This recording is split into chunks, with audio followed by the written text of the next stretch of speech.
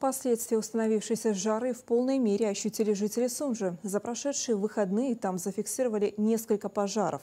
МЧС оперативно отреагировал на происшествие, и их удалось локализовать.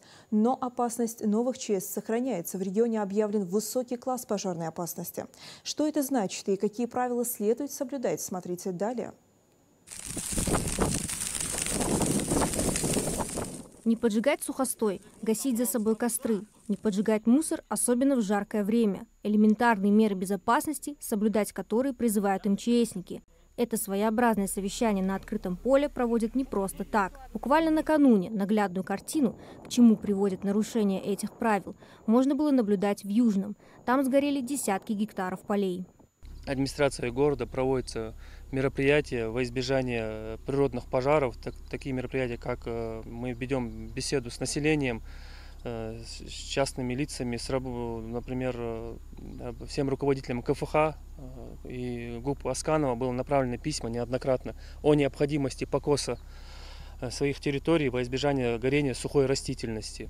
В условиях чрезвычайной пожароопасности в Сунже МЧС и правоохранительные органы усиливают контроль за соблюдением противопожарного режима. За нарушение также предусмотрены штрафы. За сжигание сухой растительности привлекается, если в случае установления виновного лица, привлекается административная ответственность.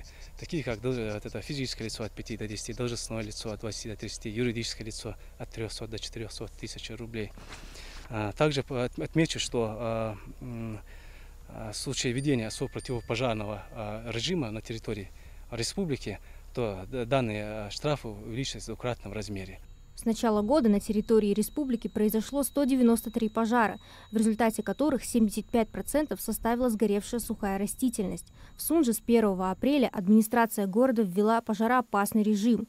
Жители призывают быть осторожными и соблюдать противопожарные меры. Хотелось бы обратиться к населению города Сунжи, чтобы они были осторожны, не сжигали сухую растительность во дворе, не сжигали мусор ни в коем случае, производили покос сухой растительности. Власти предупреждают, впереди еще несколько дней аномальной жары и высокий класс пожароопасности. Риск новых возгораний остается крайне высоким. В подобных условиях важно соблюдать противопожарные меры. И если вы заметили возгорание или поджог, немедленно звоните 112.